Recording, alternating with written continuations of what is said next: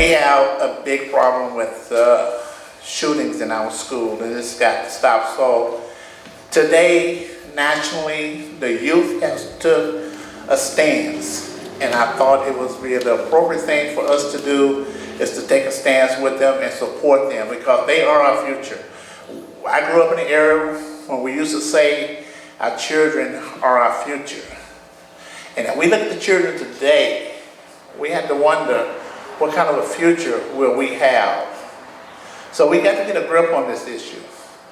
And we got to do something to find the solutions to protect the children in public schools while they're trying to learn and get an education. This has got to stop. We've had put yourself in the mold of Sandy Hooks. There was babies, elementary children, innocent. It was a sad, sad day to see that happen. And you move on to the other areas as well.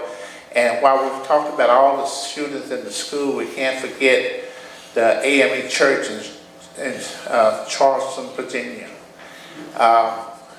It's just got to stop. So today we decided that to coincide with the march, the national march in Washington, D.C. to stop the violence. Since we couldn't go to Washington, D.C. to be there, we decided to hold a discussion panel today here in San Antonio. So with that being said, I'm going to turn it over to introduce you to the two moderators for the event, Miss Debbie Taylor and Miss Kamaria Brown. I want to welcome to the stage and turn it over to them. Thank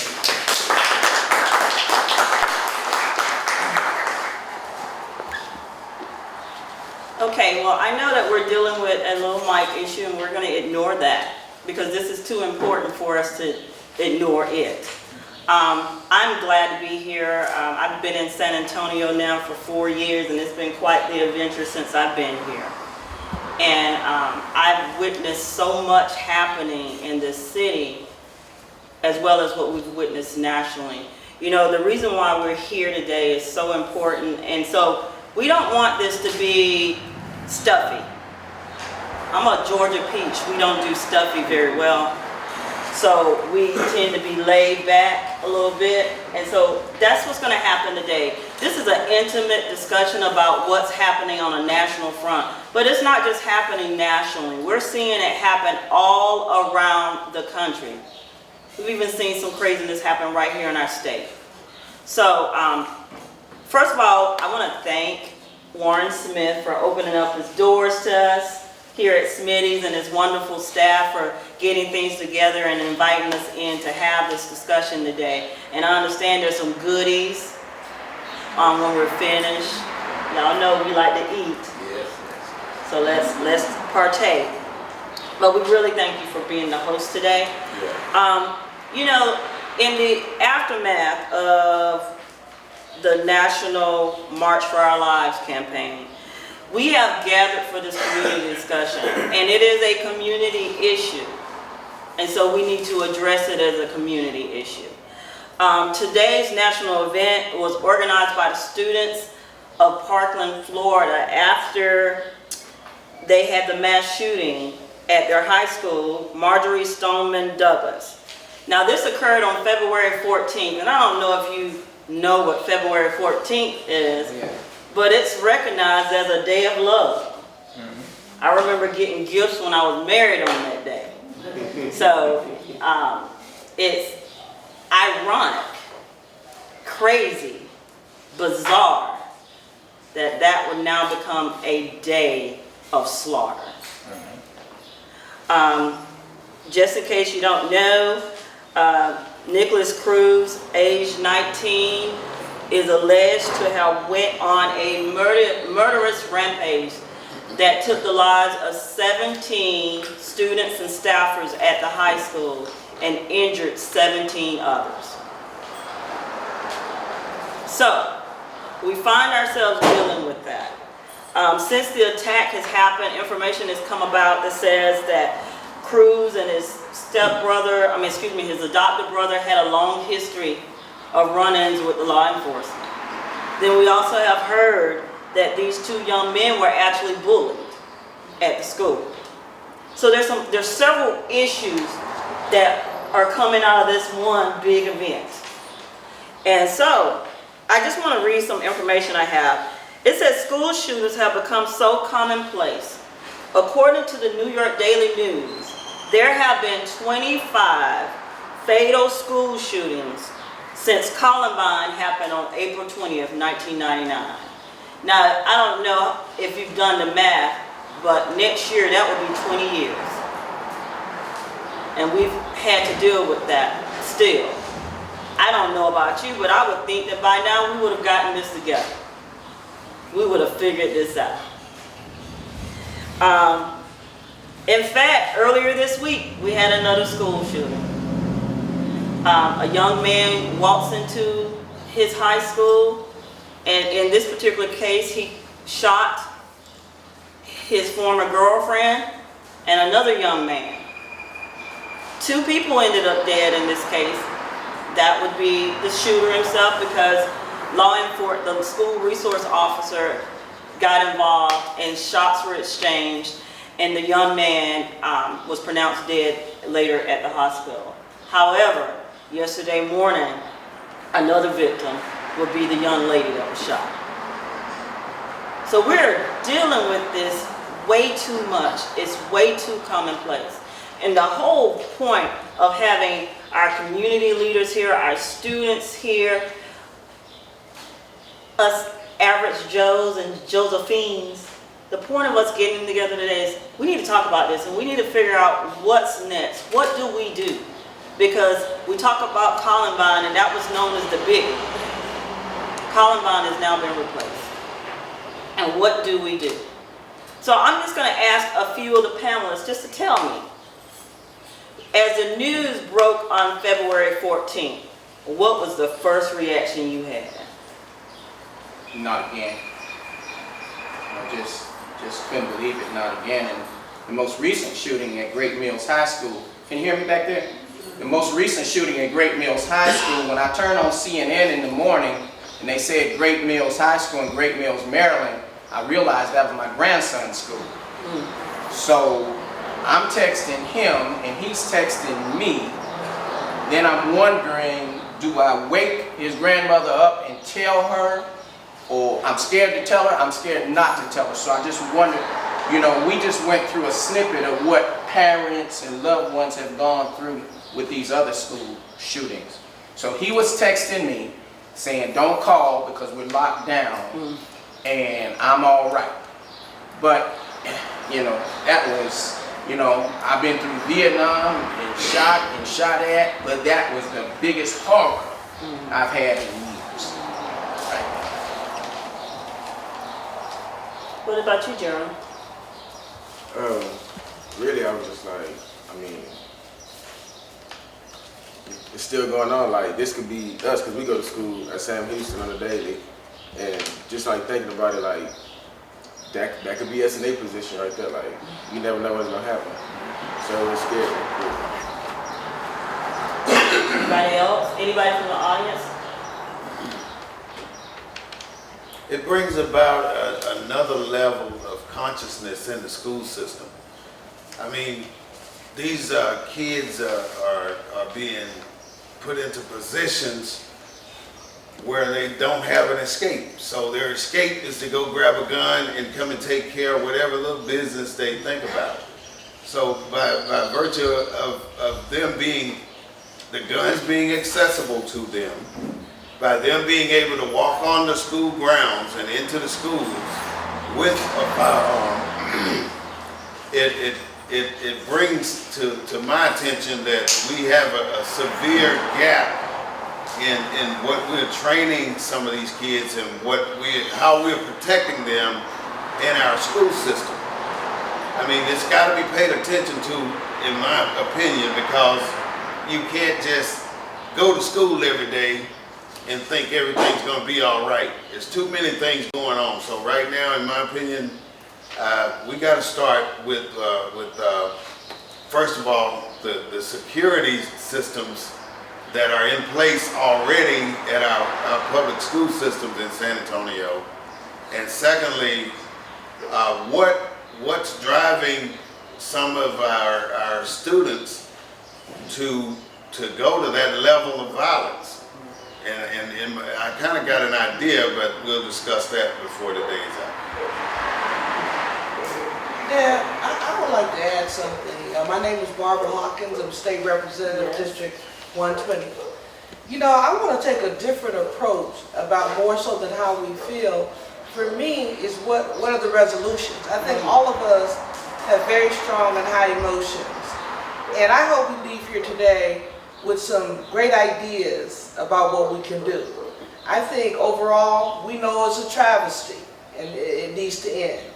I think most important, what I've identified in dealing with young people, and I've dealt with them for over 40 years, when a young person is isolated, you know, the saying, an idle mind is a playground for the devil, that's real. And so when one sees a youngster that's having that sense of isolation and there's nothing they can reach out to, those are some of the problems. Poverty is another one. That's the elephant in the room that people refuse to talk about, okay? Poverty creates issues. I love the city of San Antonio. We're building lots of buildings, but we're not investing in our children at the level we need to invest in our children. So poverty is an issue. When many of us grew up, we had rec centers we go to. We had that positive adult we could touch when it may not be at home. You had that one in the community, and people looked out for one another. And so without community programs, are we not only missing out on services, we're missing out on the human element, the caring about one another.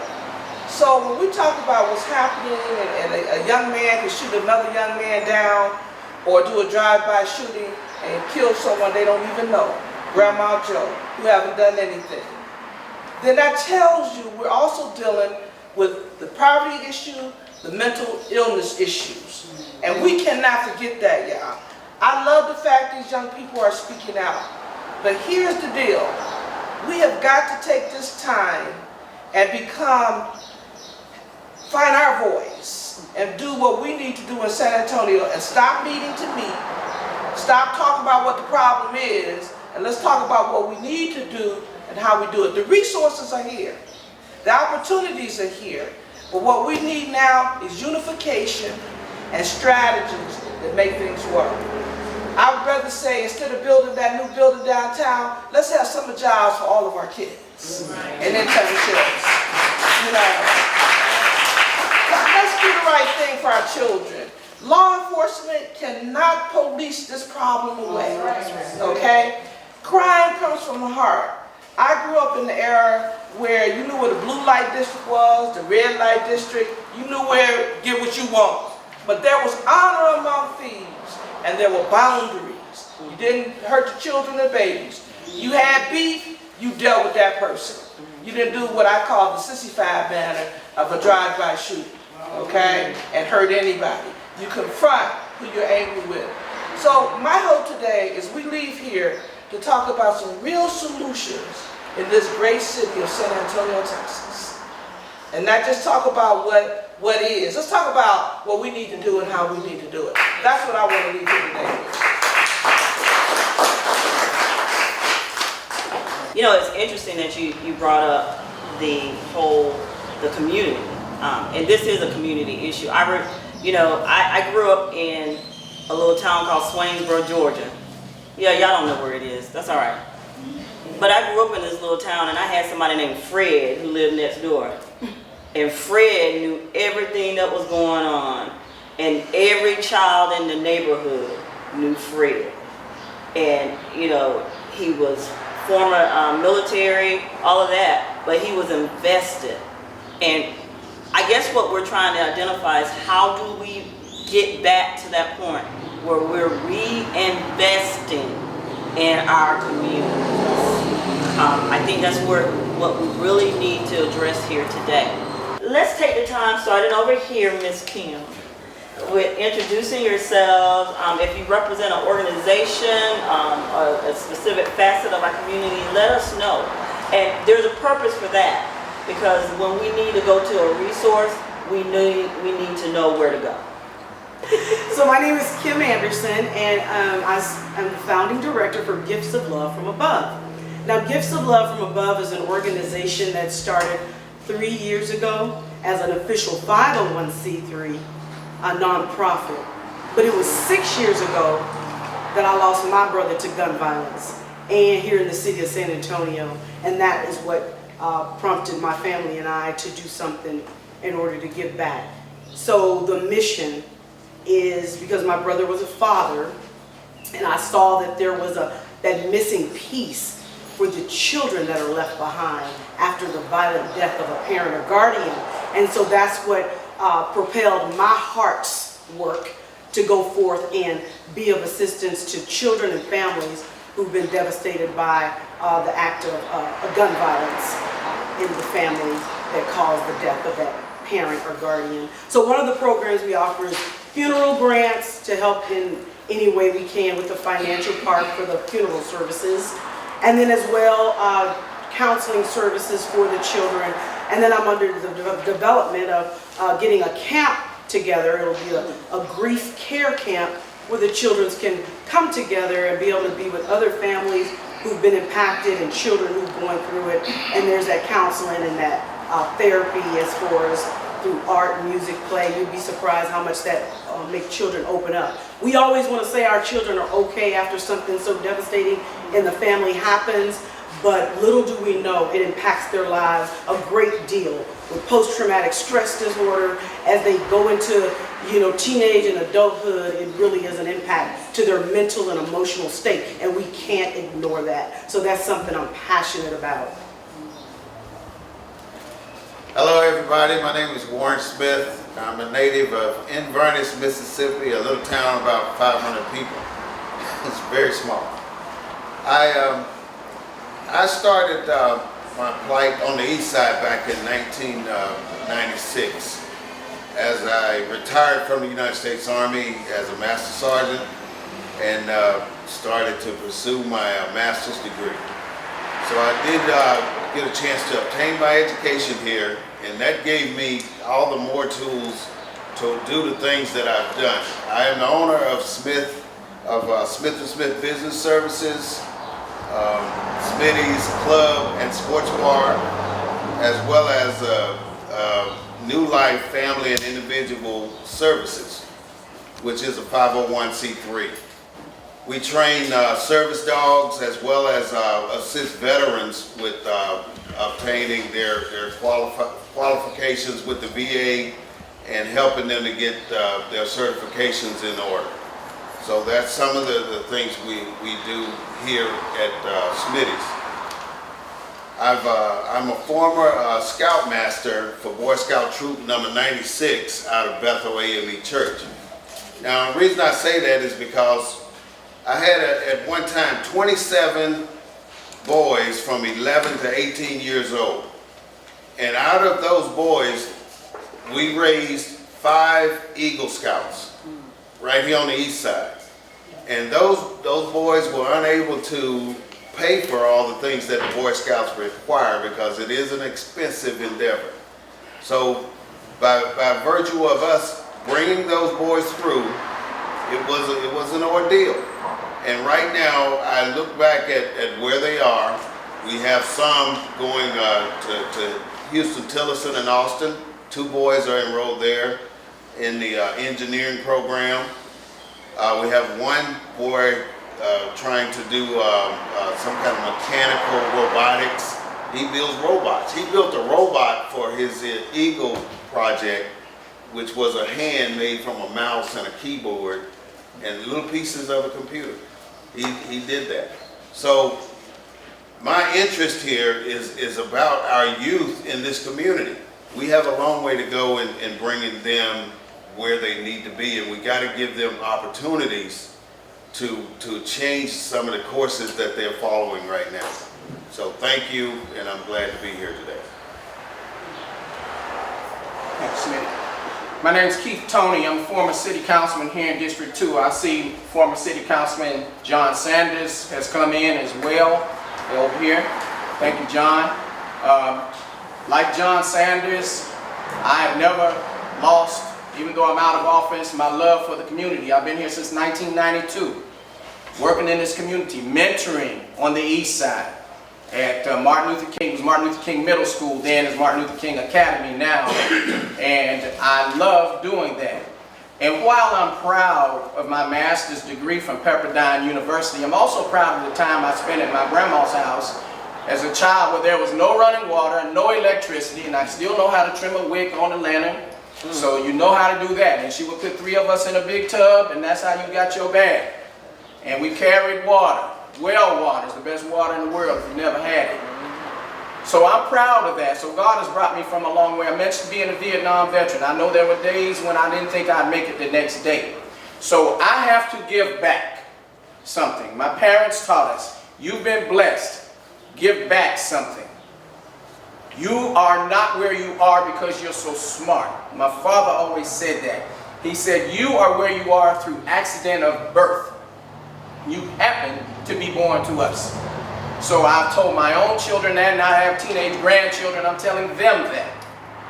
So please don't take this lightly when you have someone like Warren Smith who opens up his place all the time to community events like this. Come patronize him. Don't take it lightly that you have the representative here. All of them should, but not all of them do. She does all the time. Don't take it lightly that you have community activists like Linda Tippins here. I spent 15 years on the Fort Sam Houston Independent School District Board of Trustees. I was the first black school board president, actually in Bexar County.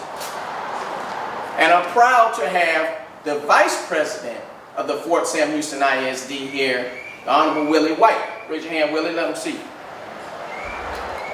I'm glad to have mentored him, to bring him up. We need to mentor these young folks. We do.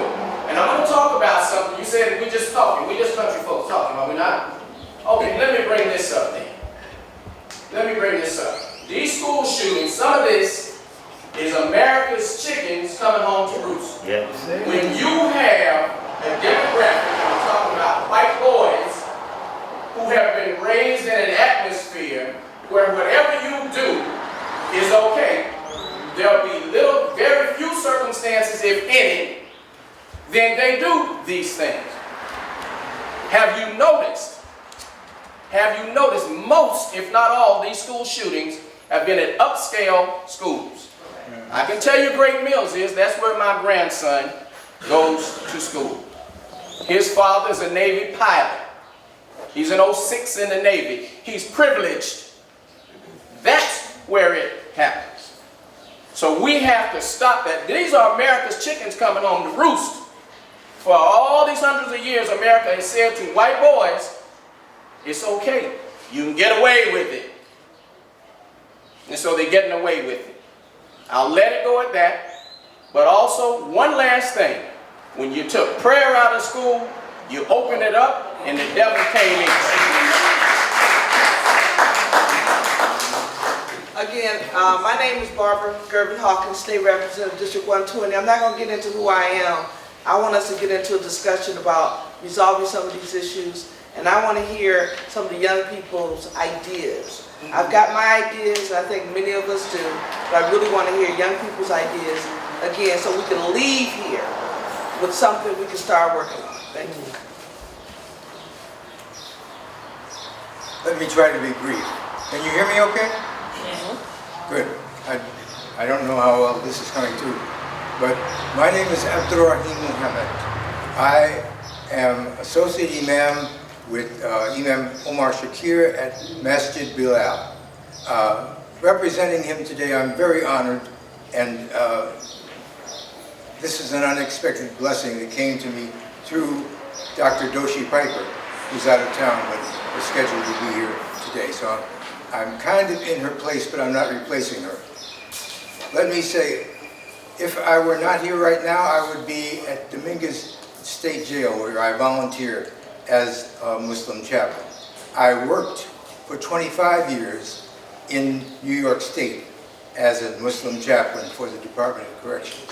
So when we talk about, let me start with rehabilitation. For many of our young people in prison right now, they are still working on habilitation before they get to rehabilitation. With that in mind, many of them are not bad people, they have just made a lot of bad decisions. And the more bad decisions you make, the easier it is to make the next one. But we want to look at investment, as was stated earlier, but also something else that begins with re, and we know re usually means again. These glasses I'm wearing are also known as spectacles. We want to point to respect as the idea of looking again. When you look at someone else, anyone else, and you don't see anything worth respecting, you need to look again. When we look at many of our young people who are getting old behind prison bars, and we don't see anything worth respecting, we need to look again. For those of you who've never met a Muslim, who've never actually looked inside a Quran, and you don't see anything worth respecting, we need to look again. And we need to look at each other with more respect, even if it's just a little more respect than what we had done previously. Because our children are not our future, they are our present. We represent the past. But I was, as a young man in college, which is when I became a Muslim, I had lost a lot of respect. Let me encourage all of us to have the courage to respect each other, recognizing that every heart that beats in this room and every heart that beats on this earth is only by the will of God. We don't control it. We just live through it. And that's enough. Thank you. Hi, my name is Adrienne House, and I work at San Antonio Fighting Back. I work for drug-free communities along with Dr. Doshi Piper. I'm also a community advocate, and I'm also a mother of a gunshot victim. My son came home from college last year and was shot, dropping off a car. So it's important that I say that, and I say college because if I wouldn't have got there to the scene of the crime, they would have thought he was another gang member, and he wasn't. So when you guys start talking about community and what can be done, you have to look at it in a whole. You have to look at the family unit. You have to look at where these kids come from. A lot of times, kids go to the streets because families mothers and fathers are working 2 and 3 jobs because they're not able to get self-sustainable jobs because of a background of something that they did 20 years ago. So when you start looking into this stuff, you need to look at the system in a whole. The system is designed and has been created to keep us down. If a person has served their time and has not done anything in 10 years, they should not still be paying for something that they did 20 years ago. You tell them to rehabilitate themselves. How can they rehabilitate themselves? They go to school, they get degrees, they get everything you ask them to do, but yet and still they cannot get the job that can take care of their family. So when you're going to look into this and you want to really look into these kids, you're looking at children who have to raise themselves because their parents have to work 2 and 3 jobs to take care of them.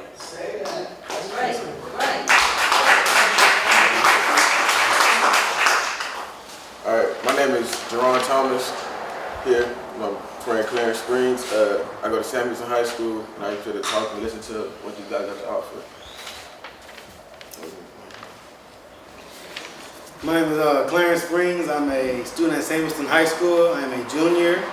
I'm a volunteer at NA Sports Complex Community Center, where I work with my friend Mike Mitchell. He's a director at NA Sports Complex, where we just try to get kids to come in to play basketball, enjoy some fun, have activities and events. I try to get as many kids as I can to bring into the gym so they can do something that's positive instead of negative and stay off the streets. I try my best because I hate to see all these young men and kids just shoot each other and don't hate each other because, like I said, I'm a young man myself, and I hate to see these young men and kids killing each other. because it's just not right, not what you're supposed to do. And I just hope for some change. I pray every Sunday. I pray to God that, we do something about it, because I'm tired of watching the news and seeing all these shootings at schools. Like the 4-year-old boy, I believe, who got shot over there on, I don't know what street it was, but it was on Eros, I believe. On that street, it really touched me. I was crying. It really hurt my soul, because he didn't deserve that. He was just a little boy, 4 years old, just outside playing what kids are only supposed to be doing, just playing. And he just got shot for no reason. And it really touched me. It was really sad. And I just pray to God that we do something about this. I'll be truly a part of it. I really want to help. Like I said, we live in this generation. We should want to change it. Instead of talking about it, we should do something about it instead of keep on living through with this generation here. And that's what I have to say. Thank you.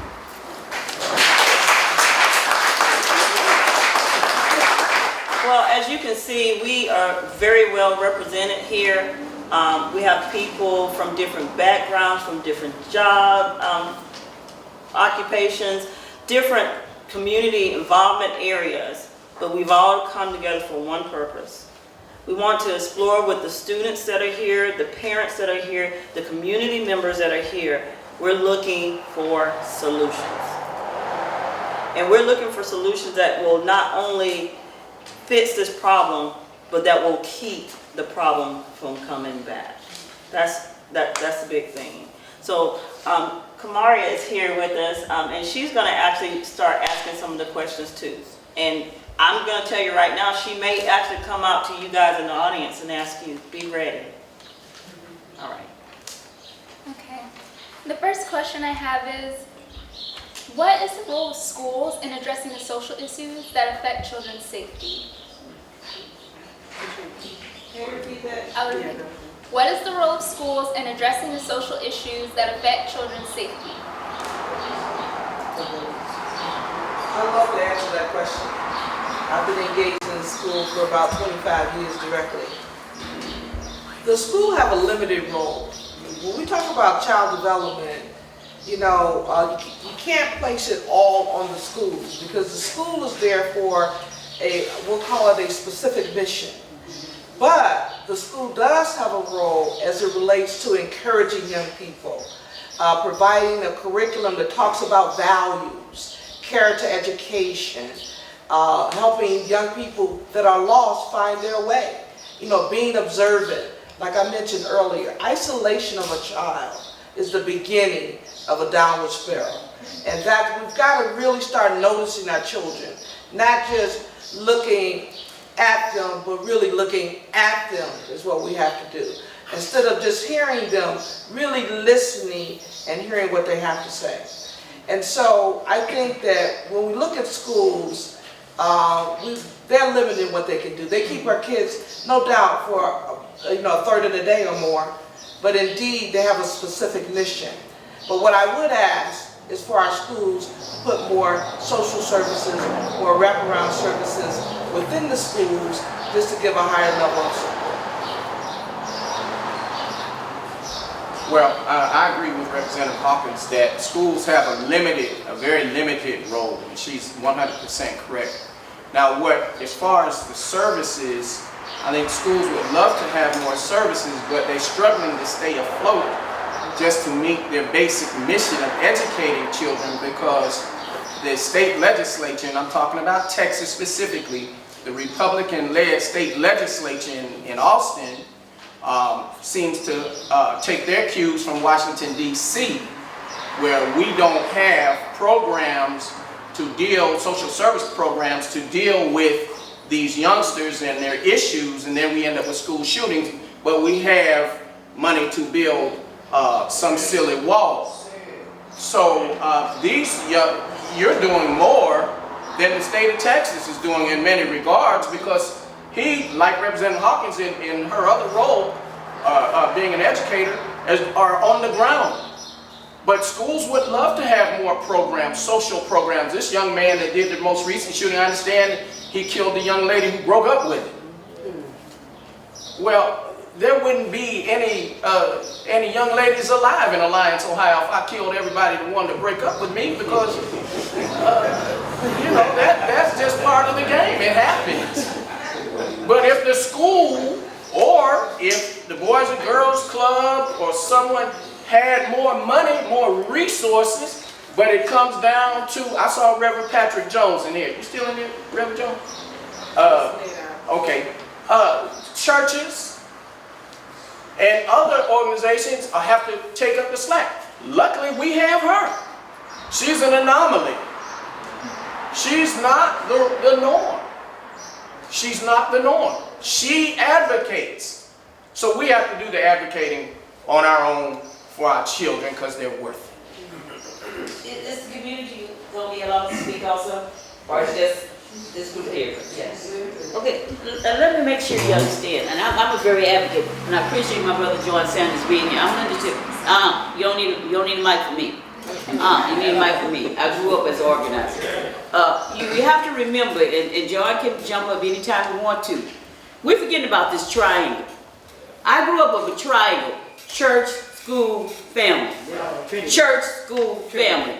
We take out a lot of these things, and like Barbara says, you address the schools. What is the role of schools? What is the role of communities? What is the role of the churches? What is the role of us?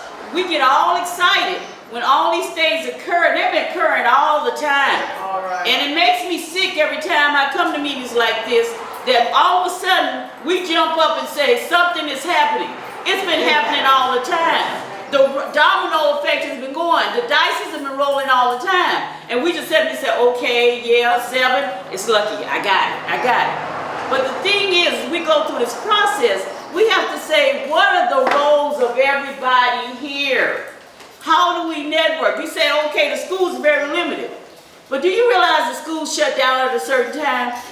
If they would open the doors and let an organization come in and use that facility to a certain time at 10 o'clock and do all these activities and say, okay, we have the money, let us use your resources because we don't have a place that we can do this in, let us come to you. Same thing with the churches. Let us come to you, because the churches, if you look at where they ought to be able to let us come in on Saturdays, Sundays and evenings, or, you can say the gown on the Sundays. But I'm just saying that if you look at what worked, Barbara, because you're talking about Detroit, but if you go to New York, they have the schools open till almost 10 o'clock at night. And they open on Saturdays. And they have, and when they can't be open, you have another group that comes in and say, okay, we'll take up the slack on Tuesday. But at least children are somewhere they can go, they have a voice, they can speak out. So if we're going to be talking about this, and you're going to say, I ain't going to invite her again because she's so, she's an advocate, she's a militant. No. But so many of us need militancy. Right. If so many of us need recognized that, yes, shootings have been occurring in the schools, but shootings have been occurring on any city USA since I've been living. And nobody spoke up for the prostitute down there on Cherry Street when somebody slashed her throat. Nobody spoke up for grandma that got killed from somebody else. Right. So, and all these things that's happening, yes, we need to speak up for our children. Yes, it's almost like a picture coming out on 60 Minutes saying, okay, shooting. But God dang it, now I'm not going to be cussing. It's been happening all the time. And we have to come in with a solution. Because every time we come in with these questions, we leave out. And it's just a few of us that are responding to the midnight hours calls that the people are doing here. It's a mental illness going over here. If you look at what's happening to some of our children, they need mental care. Trauma is going on all the time. People say, trauma only occurs because that little boy got killed down the street. Trauma's occurring because the whole community said, I'm traumatized because this is occurring in our community. So we're going to do this holistically. Give me somebody that's going to address trauma. Give me somebody that's going to do mental illness. Give me somebody that's not going to build that $20 million building downtown and give me those jobs like we used to have when we had Sanyo, when we had 10,000 children being employed all the time, not just during the summer months, but year round. I'm excited. I'm so excited I'm about to cry because I come to these meetings all the time and I hear the same thing all the time and I leave up with a big hole and say, okay, let me jump back in it because nobody's filled the pocket. If we're going to be doing something like this, if y'all going to be talking about this, give me a solution. Listen to to some of us, listen to those two young men, these young girls out here and say, this is the solution. Stop asking the questions, because the questions are the same questions over and over again. We need to make sure that we have some answers, and if we're gonna obligate ourselves, don't leave Smitty today. Some of y'all I may not see again, except at a funeral of somebody who got shot. But if you're gonna obligate yourself today, decide on the dotted line and say, I'll be there at the midnight hour. I'll be there 24 hours 7. Don't give me no rhetoric, because I've heard it all the time. And yes, people say, Ms. Tippins, you know, we don't want to hear what you have to say. Well, you shouldn't invite me if you didn't want to hear what I have to say. Because I'm going to say what I have to say, and I'm still going to be working the streets. And I'm still going to be answering the calls. And I'm still going to be at the funerals. And I'm still going to be crying for y'all. And I'm still going to be looking for y'all when everybody else is there. The invisible people, y'all need to wake up and realize the visibility need to be here. This community, and I'm just saying East, used to be strong. When something happened, we gathered, and we didn't leave. And just because somebody, like one lady say that, you know, yeah, the young man died, and Kim say, you know, we're doing it with this, but there's an aftermath. There's an aftermath. There's a longevity with trauma.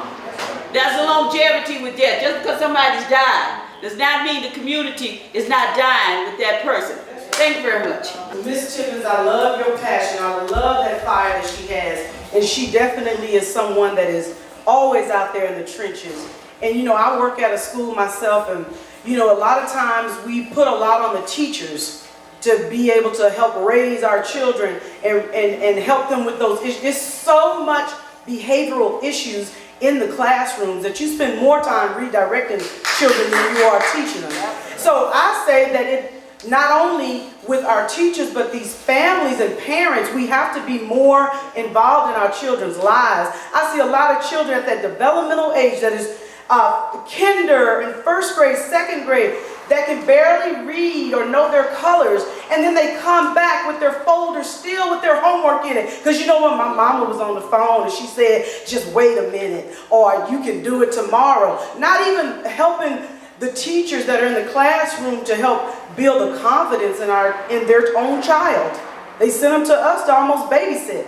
And then when they're out acting out and they become this disruptive teenager that may get on the streets and do an act of crime, then it's like, well, where were you as a parent? So we have to also, because I look back as a country girl myself, where we all know Miss Brown down the street could tear your behind up, send you home, and your mama gonna whoop you again because you shouldn't have been acting up. And I got paddled in school. I think that's another thing. These kids, they are shocked to know that a teacher could carry a paddle and discipline us in school. The discipline is gone. These kids walk over and disrespect authority at a high level of rate. And then we wonder when they got a gun or they out there doing those things on the street that may cost somebody's lives or their lives. Then we're like, so let's start talking about solutions. That's right. Okay, let's start talking about solutions. That's right. So let's look at the resources that we already have in the community, because the resources are here. Right.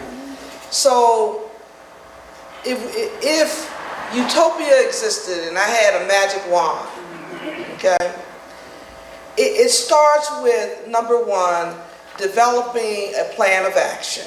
Okay, a man that fails to plan to fail. That's just the way it is. That plan of action, naturally you establish your short-term and your long-term goals. And so one of the things I want to reiterate that I can't say enough of, the lack of investment in the human capital is the biggest problem we have, okay? So as we talk about parenting programs, those programs have to be funded, or we can identify using our resources. I saw Beverly here, who knows mostly all the resources in town, to be able to develop a resource book of where we can get those parenting classes. Right. But we even have to take it a step further. We've got to get the people and get them there. Right. We can't just say they exist, because a lot of services do exist right now. Is the lack of participation. And so the question is, how do we get the participation? And for that, we've got to make sure we get the word out, we market it right, We make sure people are comfortable going, and in most cases, it takes them dealing with people who look like them. And I think the biggest challenge we have is that being a problem. So what I'd like to do and commit to is that if we can put together, Chuck, a task force of folks that can begin to identify resources that we need and start saying, how do we now market and using our media, our community-based media, to get the word out, to be able to say, here's some things happening, here's some things that you can get connected to in terms of resources. And one of the other things we need to do, we need to advocate for our kids for summer jobs. So my hope is this task force that we can approach some of our business community. Think about it, yeah, I know a lot of times people say the district is challenged. I believe it's one of the most blessed districts in the city. And let me tell y'all why. Think about this. District 2, 120, has the most successful, if not the first or second, most prosperous technology company, and that's Rackspace. We got Bamsley/Slamsley, we got Fort Sam. I don't know if y'all know, but Fort Sam's getting ready to add another 350 jobs, and a lot of them civil service. But how do we get connected to that is the issue. I went and met with the general, and she said she would help with summer jobs. So we need people working. As Linda stated earlier, where we're going to see y'all after this meeting, there is a lot of opportunity here. I've heard it. I know about it. But guess what? I'm one person. We need a task force of people working what I call action task force. Not people just sitting around jaw-jacking and complaining, but truly sitting down, saying, what is it that we need? Here's how we get there, and who we tap into to make it happen. That's what I would love to see happening on our various issues. Okay, let me piggyback with Ms. Anderson. Yes, ma'am. When you said that the kids come to school and their homework isn't done, well, a lot of times it's because the parents don't know how to do the homework. So that's why, let me piggyback with Ms. Hawkins. That's why it's important when you guys decide to come together with task force, that you have to look at the issues all the way around. I have friends who call me when their child has some homework. Adrian, how do they do this? Because they haven't been educated enough to know, because they've done 10 years in the penitentiary.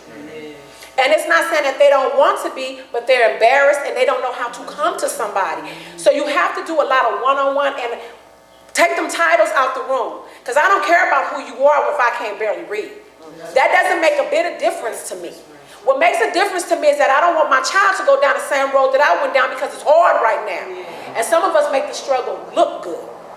These kids don't know what we had to do to keep the lights on. You understand what I'm saying? So when in order to reach a child, you have to reach the parent, because you have to look at the demographics of where they're coming from. If you have a parent in a household who only has a 9th grade education because they was running the streets, by the time they got into the 9th grade, they cannot help a child that's a sophomore in high school, because they don't know how. So we have to be, everybody wants to deal with children. That's fine, deal with the children, but you have to remember, you have to send those kids back home. So everything that you did in 8 hours can be taken down in 30 seconds. I've seen it every day. Every time a child wants to come to school and go to these community centers, and they positive when they leave, oh, Miss Adrian, I want to do this, I want to do that. But then when they go home and that water is off, and all they know is how to go up to that dope boy on the street and sell them rocks, that's what they're going to do, because they want to help mama. Well, let's go ahead and talk about the question that was asked a little while ago. What can we do with the SAISD or any school system in Bexar County that can give us an opportunity to help the children in these schools? I brought up a subject a little while ago, and I called it the trauma coordinator. Now, having a person in that school, in each and every one of our schools, that can reach out to those individual kids with those issues and redirect them to the right source is paramount to me. I mean, I'm thinking about what's going on in there now. I brought that subject up, and somebody said, well, we already have that person in the school. But you already see the results of having that person in there that's part of the SAISD. This person I'm talking about is a trauma coordinator, independently hired and placed by an agency that's different from SAISD. In other words, you're putting this person in that school as a watchdog. You need somebody in there that's not part of the system, that's not part of the status quo, to help identify and channel these kids into the direction for help. Some of them need help, and I think we need to put somebody in those schools to do that. Well, you also have to apply pressure. People that sit on school boards, you have to vote them people in. People who sit in office, you have to vote those people in. So if you want me to give you my vote, then it's about time you start listening to me. Businesses around here, if you cannot support what's going on in the community, why is your business in this community?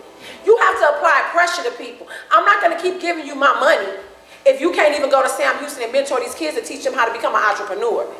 It's not fair and it's not right. It's time that people in our community start applying pressure and know that they have a voice. This room right now should be full all the way out there. You have over 300 churches on the east side alone. 300. Everybody should be out here right about now. Whether you live on this side, still live on this side, reside, whatever. You know you want to see this community prosper. You have to apply pressure. It's time that the community start applying pressure on these politicians and everybody else that needs to be voted on. Well, and let's go back here for a second, because the word that keeps jumping out today is holistic. It's not a simple solution. It's not a one area. It's not just, okay, let's address this and this is going to solve it. So we know that even this task force, they got to have a holistic approach. Even if we have this trauma coordinator, there's got to be a holistic approach where you're identifying every scenario that we have to get here. Mr. Tony, you pointed out something, that the incidents that we have heard about, these mass shootings, they're not happening in the schools where the underprivileged are. We got mass shootings every day in our I mean, and that's very true. But you got to remember, the cause of this national event that happened today is dealing with the mass shooting. So we have to have a holistic approach because we have to deal with that too. So how do we keep these guns out of their hands? If we had the answer, we wouldn't be sitting here. Well, I mean, there's some ideas, y'all. Well, let's talk about guns for a minute, okay? Guns became popular when it was like, if he got one, I gotta have one, and it's about protecting turf, okay? I know some folks who carry guns, and I'm one. They keep trying to get me to carry a gun, right? And I get it, and I get what they're saying. So it's a protection. It's one of our rights. I don't even think it's the gun that's the issue, other than the makeup of a gun where you can kill people in seconds. Until we get back to what the ladies have said, and that is clear values and looking at the holistic approach, we're not going to make a difference, y'all. We cannot police or legislate a problem away. It has a lot to do with, again, values, character, and bringing that sense of pride back. So when we talk about fixing our issues, having services and opportunities is one way to begin a more positive conversation. But we still got to deal with the issue of poverty. When I think of our young folks that got to get on the block and got to hustle, hustling for our community has become survival, y'all. Whether we like it or not, it's become survival. And so, young man, young lady get out of prison, can't get decent employment, but still want to live, still want to eat, still want to have some sense of pride. They're willing to take that risk. So we put them into this trap, and we've got to get them out of this trap by having opportunities. The upside in San Antonio, there are a lot of opportunities here, but the community has to have a holistic, coordinated approach to make it happen. Some young ladies came to me about 5 years ago, said, Ms. Hawkins, help us find a job. We have our minimum wage jobs. We have to work 2 or 3. We can't take care of our children. I said, can you pass the drug test? Yes. Do you have a record? No. To me, they were employment ready. But because we still have to deal with race issue, that's real. If you don't look front office, everybody's not going to hire you. That's just the way it is, whether we like it or not. So I would have loved to have been able to pick up the telephone and call some employers and I said, I've got some good citizens here, and I need you to hire them. So hold the elected officials accountable. I want to be held accountable. But guess what? When I'm out there running my mouth, I need a posse behind me. I need people to put pressure. I can't do it by myself. Okay? So when we talk about our resolution, politics is the game changer. It is the game changer.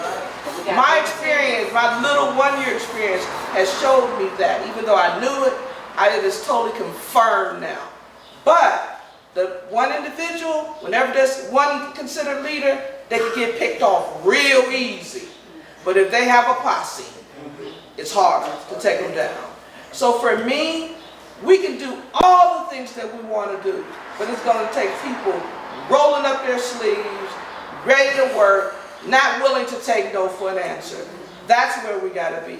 So our resolution has to be, let's start working together. It's not going to happen overnight. It didn't begin overnight. It didn't happen. But we can start on a positive message.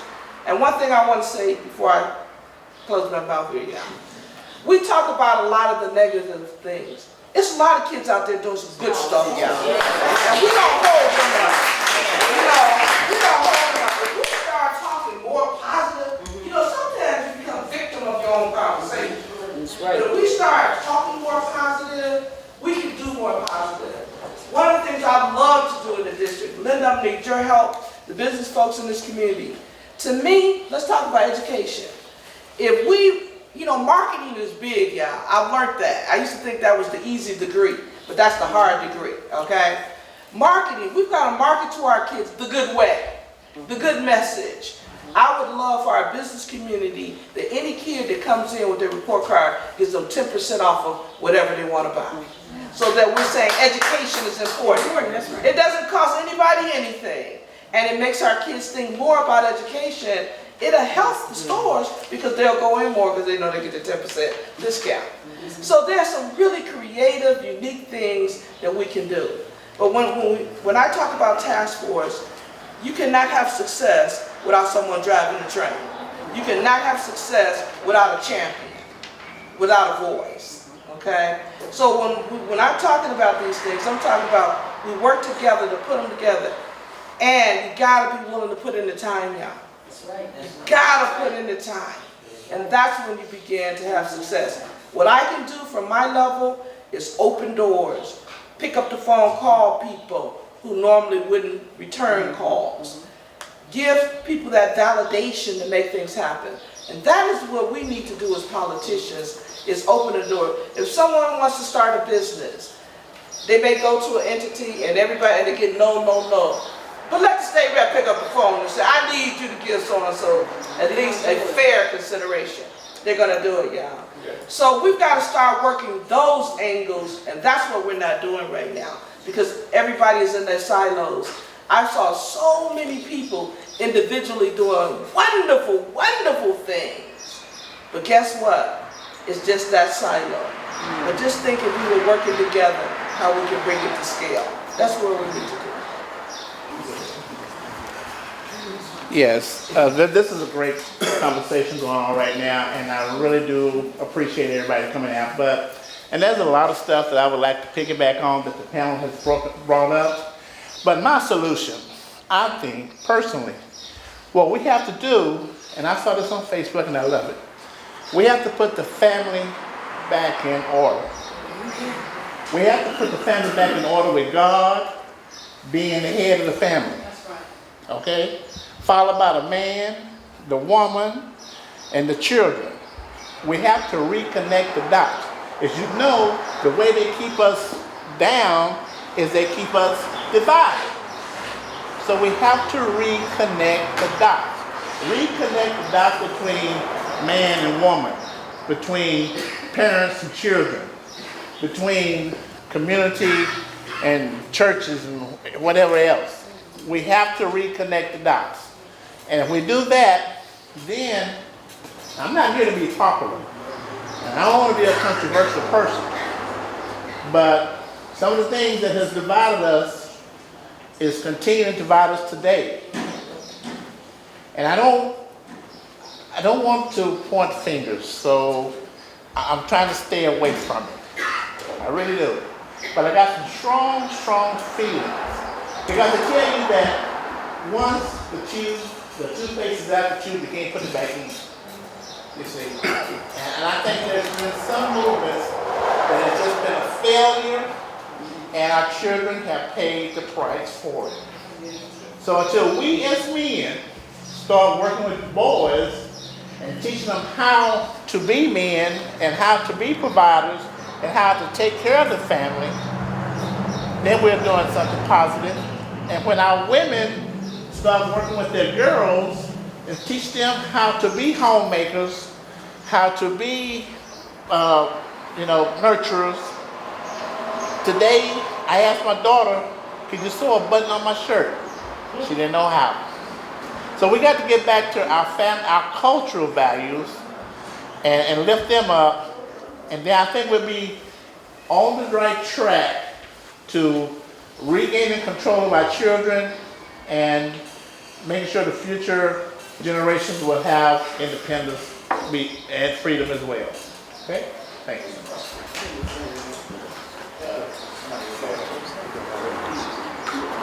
Hey, good afternoon, everybody. I'm Mr. Will White, and as Mr. Tony, my mentor, stated, and I say mentor because I'm a 50-year-old grown man, retired Army 21 years, served proudly and successfully. And then after that, I figured out what did I want to do in life, right? And so when I was trying to figure it out, Mr. Keith Tony grabbed me by the arms and said, you know, you got a strong voice, you got a great attitude, you have a lot of push and will, you got a lot of good ideas. Follow, I'm gonna show you how to get there. And so I'm getting there. I'm finding my voice. But it's not about me. I stated that, but it's not about me. And I did go back and get my education after the military. I went back and got my education.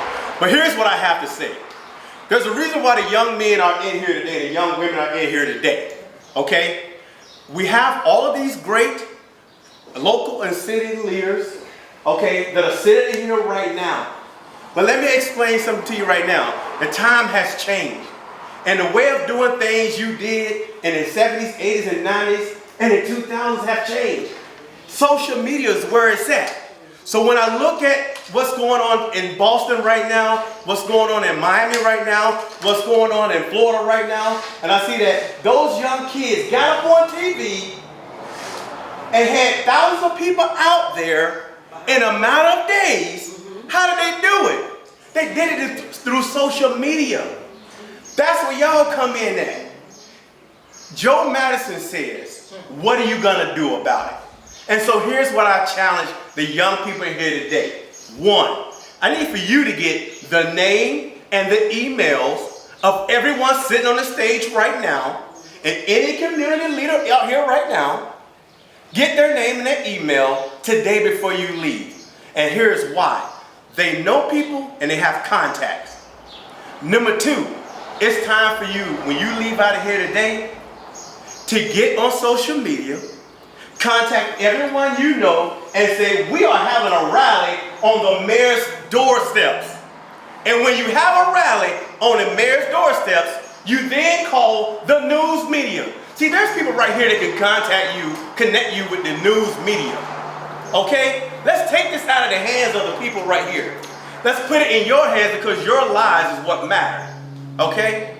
You contact the media and tell them we're going to be on the mayor's doorstep and we're going to be speaking on this. And when you contact all the local papers, guess what? They're going to show up. And then you're going to have a message. You got one opportunity to make it sound right, to get it right. That's what you got to do. And then you got to look at you have a policeman sitting here. You got to go to him and say, I want to have a rally in front of the police department. So now, guess who's involved? The commissioner of the police commissioner is involved. The news media is involved again. What does that mean? That means you're getting attention. And now your word is heard just like it is on TV today. You can't walk out of here hoping that something's going to change because I can't change it for you. You have more power than anybody in here, the young people, because of social media. Don't feel sorry for yourself. Leave here with names and numbers. Leave here with an agenda. I will help you write one. There's a lot of intelligent people who would help you write one. But I need for you to get out tomorrow. Not next week, not next month. You come up with an agenda, you contact me, and I will help you write it. And we will get you to the doorsteps of the mayor, like people do every day. The doorsteps of the police department that will be here and ready to listen for you. We're gonna contact the media. You're gonna help. And like Representative Barbara stated, Gervin, I'm sorry. Got a little bit ahead of myself there. But like the representative said, she can't do it by herself. When she stand up on the mayor's step, she need to have 1,000 young people behind her so that the city can see that it means something. If you don't do that, we're wasting our time here. We're wasting our time. Social media is the most powerful thing that we have. And if you don't believe that, you're wrong. So let's not just sit here and talk about how we did it in the 80s, in the 90s, and the 2000s, and let a young person, somebody, become a leader today before you leave out of here, decide that, you know what, I'm going to bring change, and I'm going to have a voice in front of the mayor's office, in front of the city council, in front of the police department. And then I'm going to go to these local communities, to the HEBs and to the local businesses around here who all give money. And I'm going to ask for their help in funding whatever drive you can come up with, the name of your drive. Okay? You might not be the person who wants to get out in front of a mic. You might be, and I'm talking to the young people, the one who has social savvy, media savvy. You may be the one behind the scenes pushing all the media. But there's a voice out there. If you leave out of here today and you don't have everybody's number, everybody's name, everybody's email, and you don't get on social media and say, I'm gonna do what those young people are doing on TV today, then you're wrong and we're wasting our time. All right? But if you want to try to make change, if you want to make life right, then contact us. Contact me. My name is on the paper and I will give you my email. I will do whatever I can do. If a young person is going to get out there and try to make a change and they got the guts and they got the willpower, I will be there with you. Period. Count me in.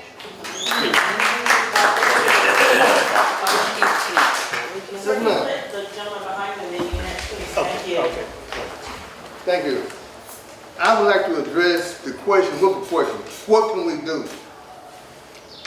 And I want to head it with proper voters education and voting.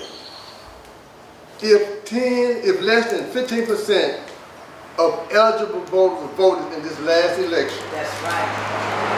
And if 40% of the items on the ballot dealt with the judicial system, and if the candidates who were running for judicial positions were complaining about the judges in writing, if there were ongoing voters education and active voting, could we not see some changes in our representation and its results?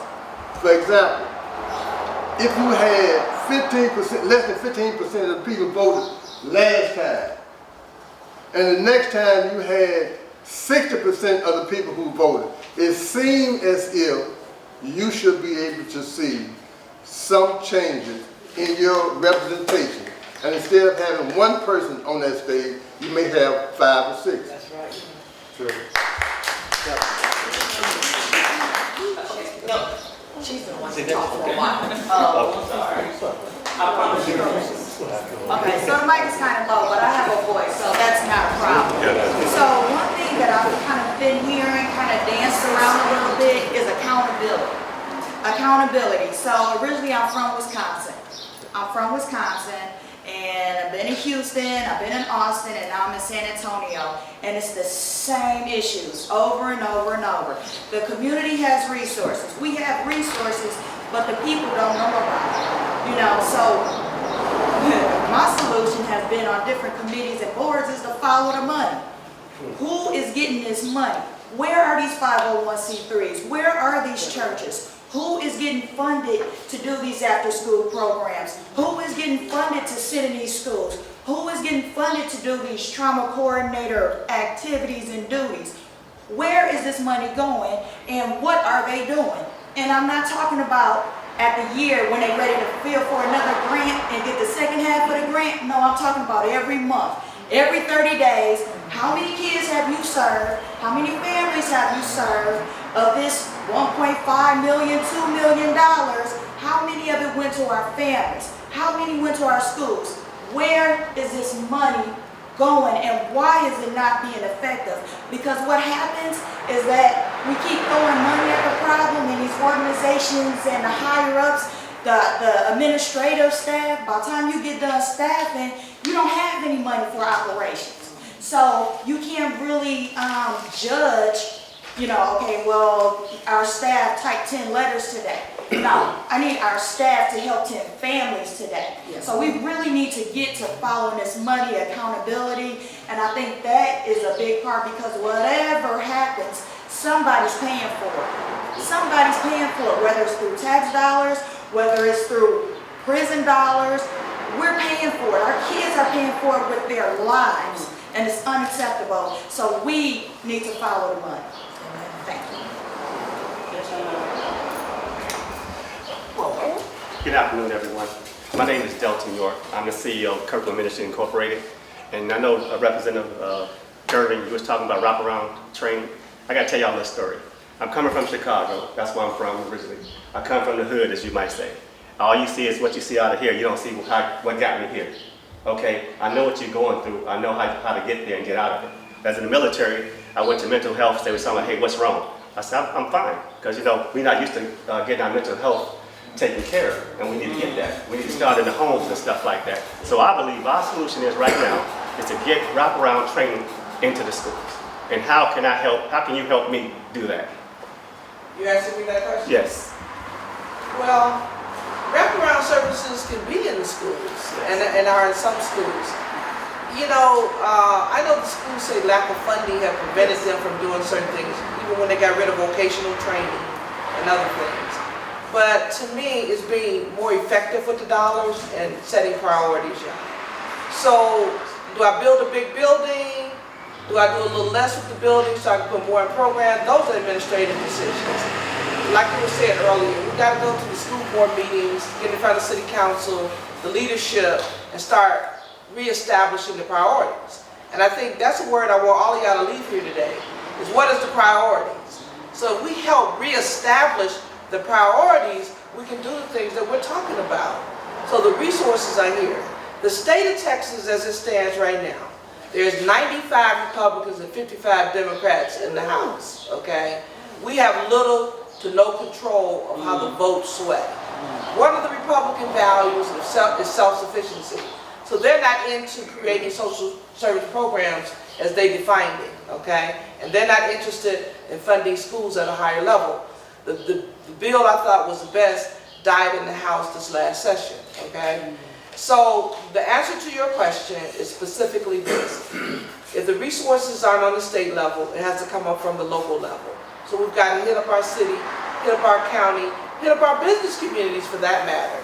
And I think we have the statistics to show that there's a need, but it takes a unified effort. I believe there's a young lady back there with Beverly. Can you all hear me? But I'm really pleased to see you young people here today, and certainly the panel.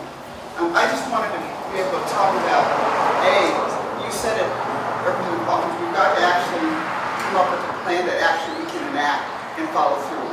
We've got lots of people who are doing things, but are they the right things? I want to give you all one statistic which just blew me away as we were working with these high-risk communities. Do you all know here in the Near East Side, I'll just say zip code 78202, 203, 22018, in these zip codes, 45% of our children had to be removed from the homes and are not with their biological parents. Okay? So let me say this, and this is due to drug addiction, mental illness, etc. 45%, that's 1 out of every 2 children. So you talked about the family, you certainly talked about the community. We have 592 nonprofits over here. 11 of them are functioning. 11. And so, well, at some point, we have to figure out this is not about an organization, it's not about a person, but it is about the collectiveness that we come together. Yesterday I was so very pleased, so I'm going to let you all know.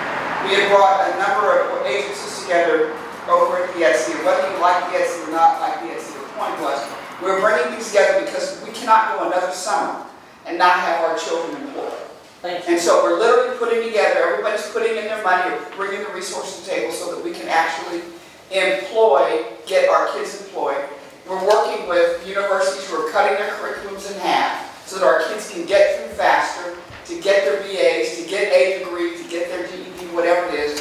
So we're figuring out how we can get money in to incentivize, to provide incentive, because people cannot sit in a class for 6 months and not have an income coming in. It's unrealistic.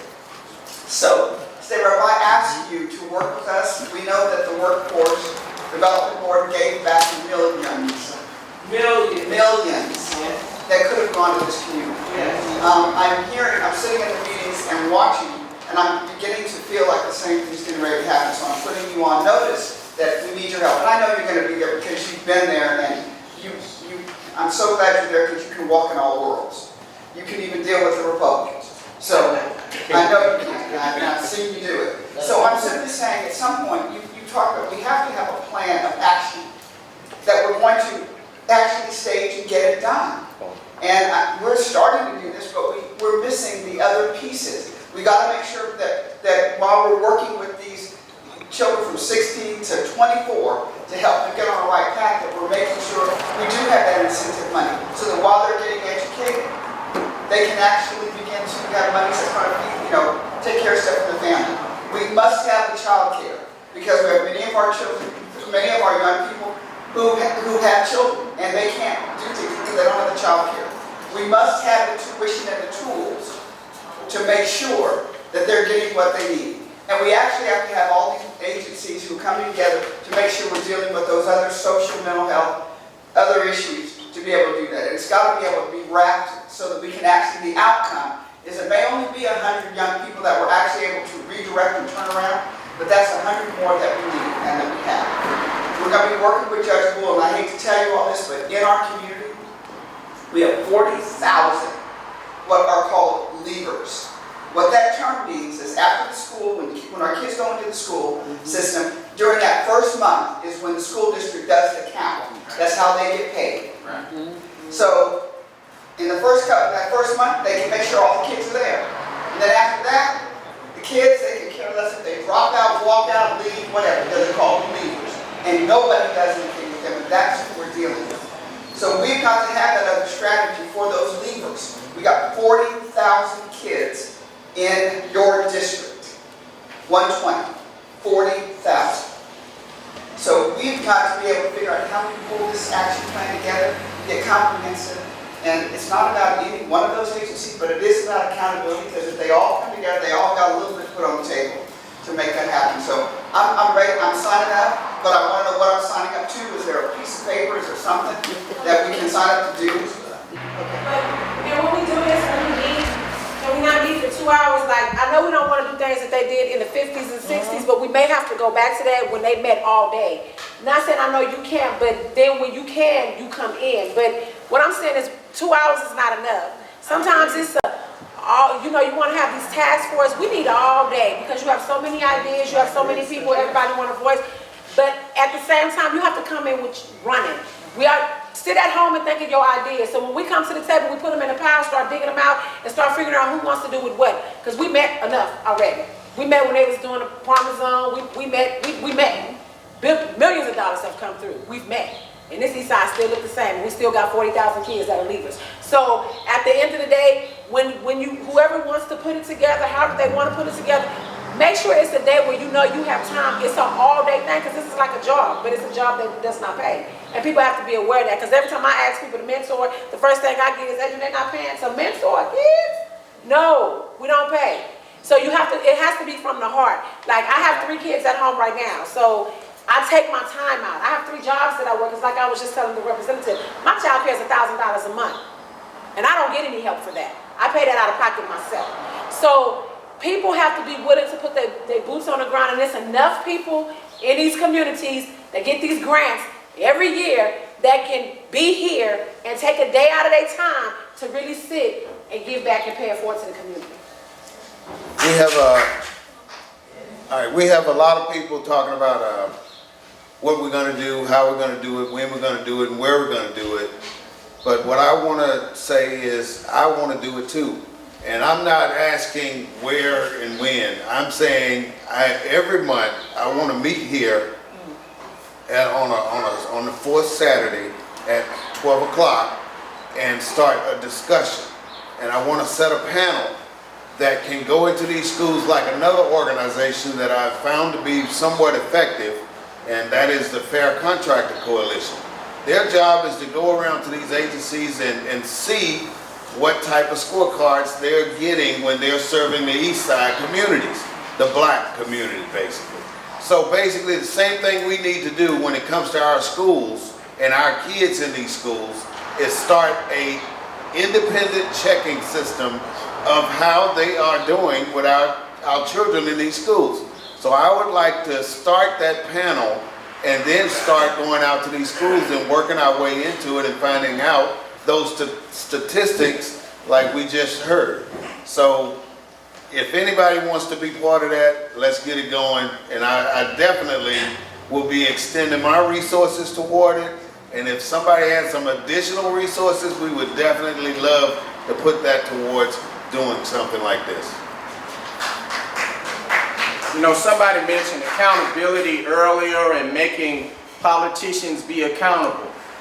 You know, I know there's one family in here right now who is dealing with the district attorney's office because their loved one has been unjustly accused.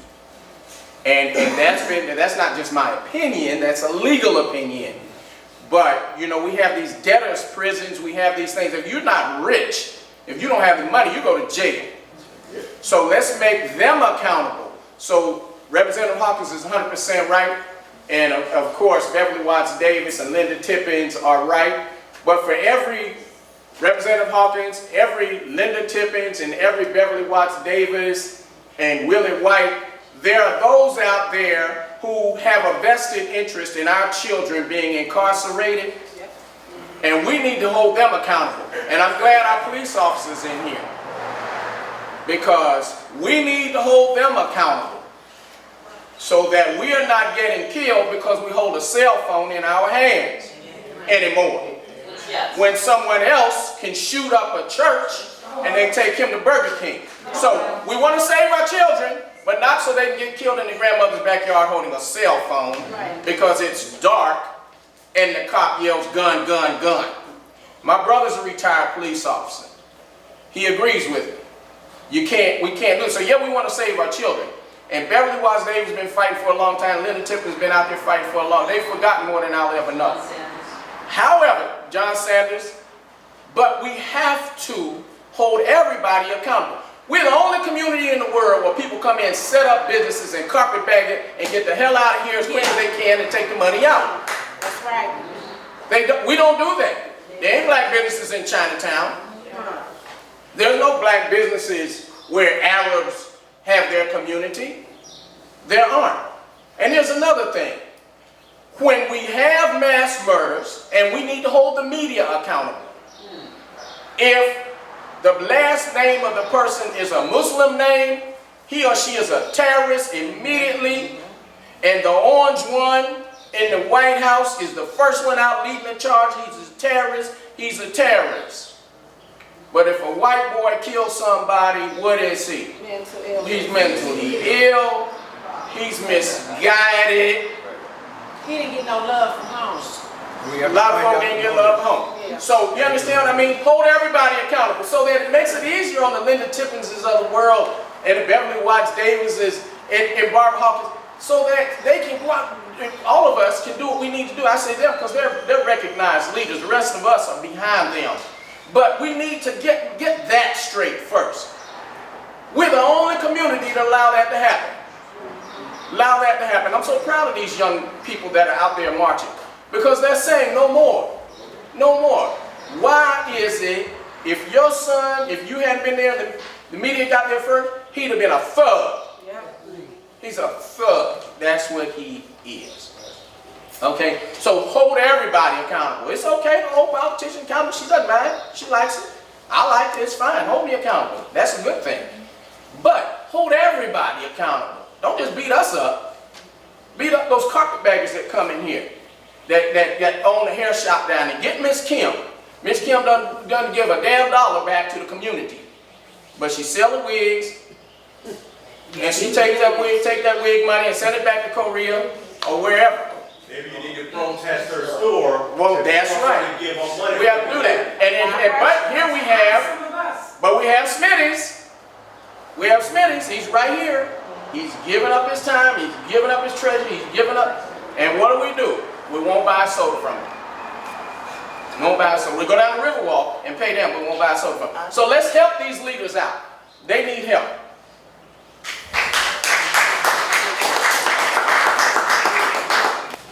One is, let me use my projecting voice. One is this: most of our wounds are self-inflicted. I'm not speaking in general, I'm speaking to the individual. Look at the mirror of your own mind and see how often you have disrespected yourself. All we need to do, because we are already leaders, the fact that you are here has already made you a leader over those who are not here. But we must do a little bit more than we've already done. We can't rest on our laurels. We have so much to be proud of in terms of what we've already done, but we have to do a little bit more. And we have to encourage our young people to see themselves as people with courage. Encouragement contains the word courage. It's not about not being perfect. It's not about not making mistakes.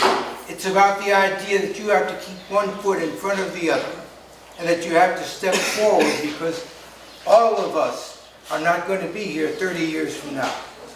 But our young people will, for the most part. And we have to assure them that they have the courage to do what will come next, because we don't know what's going to come next. If you have not got a Muslim as a close friend, if you are afraid to get near a Muslim because they might try to make you one, I heard that before I became a Muslim. If you are afraid to touch this Quran because you might contaminate it or it might contaminate you, then come up and touch this one. All right? What we have to do is see past our preoccupation or prejudgment of each other and look for the human being. You don't know that I grew up in the church in Harlem, Mount Zion Lutheran Church, across from another bigger church. But I was an acolyte. Some of you know what that is. I was in the choir, okay? And so I'm comfortable around Christians because I come from that to this. But we want to encourage all of you to see others whom you have dismissed and see them as potential allies, potential friends, potential people who will help you to get to the next step. Thank you.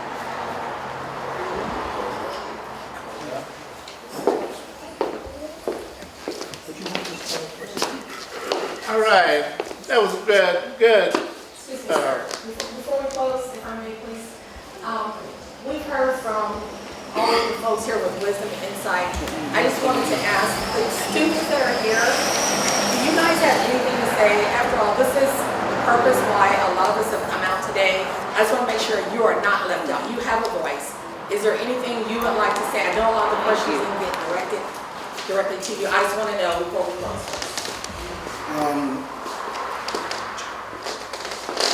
I would like to refer to question number 4 on the panel.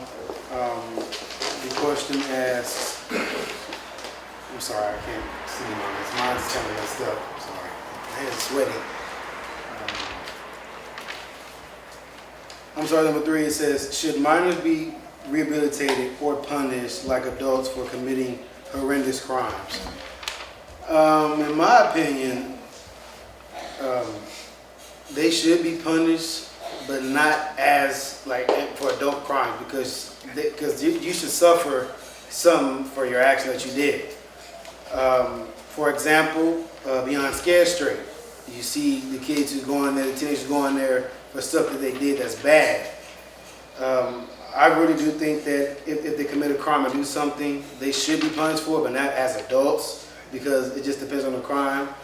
I was asking my mom earlier in the car about, you know, what should happen. And yes, I do believe that students really should suffer the consequences, because you can't just walk with somebody and just, you know, get a warning or something that did something bad. You have to suffer the consequences of what you did, your actions. So, and that's just in my opinion for number 4. And with everybody in schools, everybody who asks and says that they're tired of seeing, you know, the sirens and everything going on and the shootings. Well, if you're tired of it, then you need to speak up about it and stop, you know, just listen to it. If you want to change in the neighborhood, you need to speak up about it and stop living through it. So, in my opinion, I'll be a part of this. I love to be a part of this. I want change, because, like I said, we live in this community. I want to see change very much. My grandma lives on the east side here, and we have my little sisters and everything that go outside and play.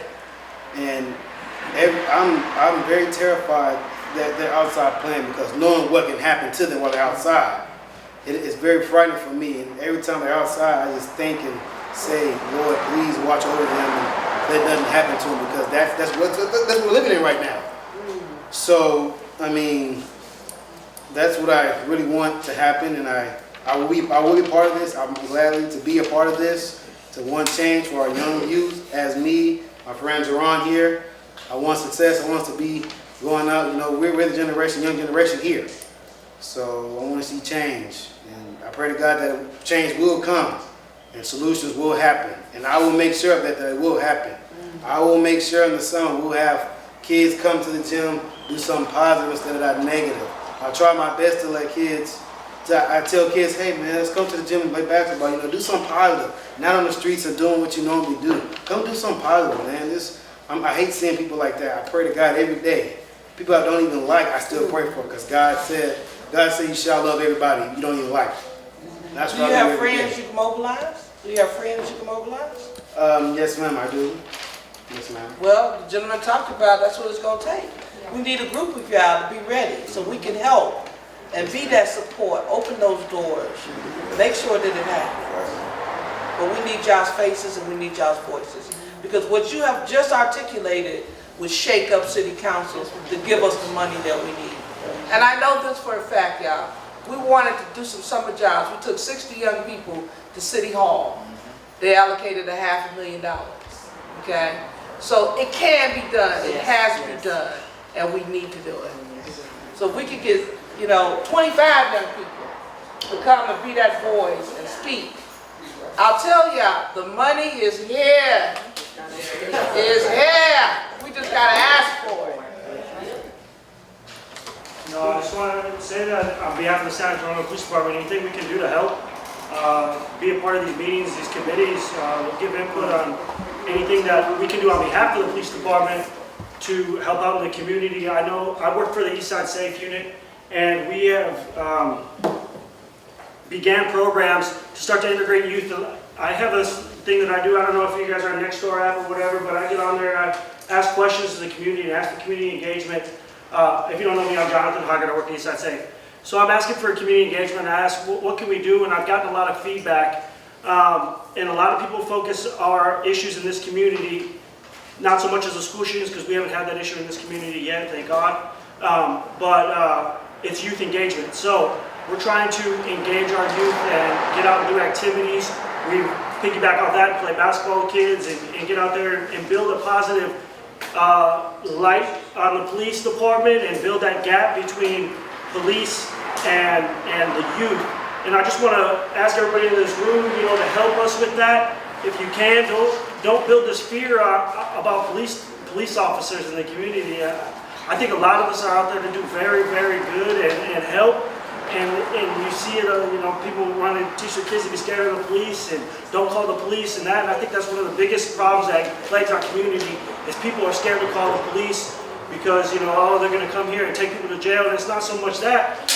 But one effect that calling the police or reporting crimes when you see them or doing things, the effect that it's going to have is people aren't going to be so open about committing these crimes and shooting people and doing drive-bys and walking down the street and firing guns because they know now, nobody's going to call because they know me around here.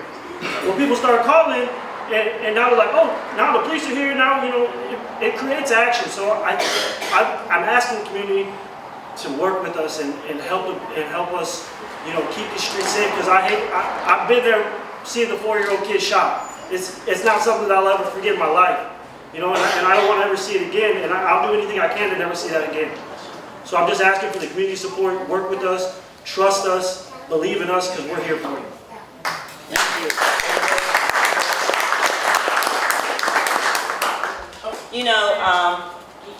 This is what happens. This is so important, and there are all kinds of issues that are being raised. That shows you how complex this is. It shows you how complex it is. I'm glad to hear that we're going to walk out of here with a task force. I'm glad to hear that the task force already got somewhere to meet, y'all. Did y'all hear that? So that's wonderful. That's wonderful. All I can tell you is to keep pressing on. We got to stay true to this. I want to mention Amari Sutton. Amari Sutton is very dear to me, and I'm going to explain why she is. But Amari Sutton graduated from Vanguard High School in Ocala, Florida. And at the age of 18, became the youngest person to organize a Black Lives Matter march. She was able to pull together everybody she could think of. She brought in not just the school system, not just the community organization. She had the police marching with them. I said she was 18. That's my daughter.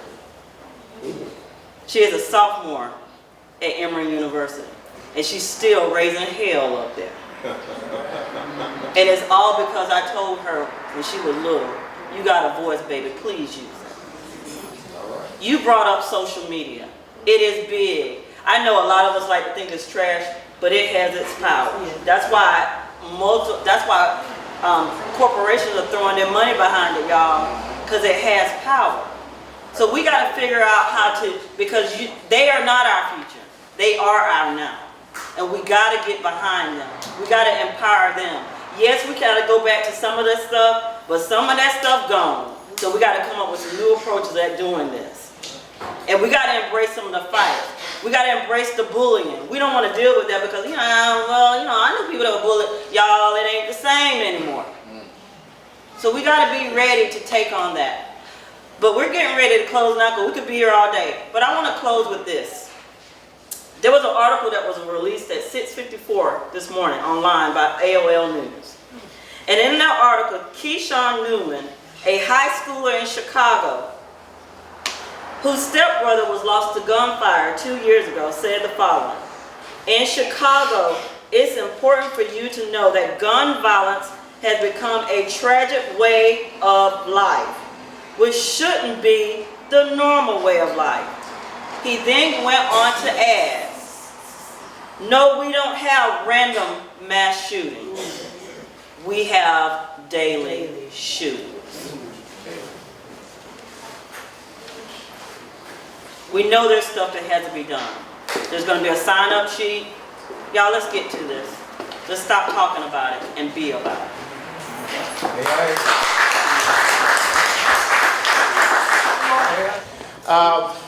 One of the persons that I want to recognize is a legendary journalist from San Antonio. I get a little choked up when I talk about it. But that's who this media group is named after. KCL, Kathy Clay-Little, because I know that if she'd been alive today, she would be standing here doing what I'm doing. Right. So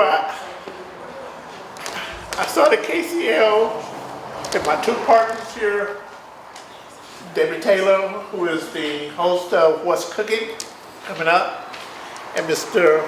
Will Covington of Dove Production. We are KCL Media Group. I also want to recognize my mentor for many years, Ms. Linda Tippings. I'm your student. I'm up here today. And I wanted to say hello to Mr. John Sanders. Whenever there's a problem, we always need to solve it. And he and I, you know, we had a clash. I was intending to bury that hatchet today. I want to thank Mr. Warren Smith. Been with him a long time. The president of my board. And we are determined to get in that war room. We have a war room right over there. Big old round table. When we get this task force together, that's what we'll be needing. Representative Barbara Hawkins, Gervin Hawkins. I've called her twice in 3 months, and she never turned me down. So we got some good people. I'm glad to meet this gentleman right here. We're gonna make some things happen in District 2. We're gonna clean up this act, and we're gonna put our children on a pedestal. One of the things I hope we'll be able to do real soon, I like to take a couple of busloads of disadvantaged children to Washington, D.C. to see the MLK statue and Black History Museum. That's the task that I want everybody to, let's do that, okay? That's the way we pick the children up, and that's the way we make them leaders, okay? I wish my wife had been able to stay so I could thank her, but my daughter is in the hospital and with her. But other than that, I want to thank everybody that for coming out today. It was really a lot of fun putting this together. I got a lot of good connections out of it. I was raising good friends. And we can move forward. Now, right up here is a list. The one thing I'm looking for, I need about 30 people to sign up to become deputy registrars. If I can get 30 people to sign up to become deputy registrars, we can make a big difference in turning Texas blue. We have, if we get 30 people, the only thing we ask them to do is go out twice a month, produce 20 new voters, and we'll have a database of voters that we can mobilize and take to the polls. Every election, almost every election, I've started a tradition called March to the Polls to Vote.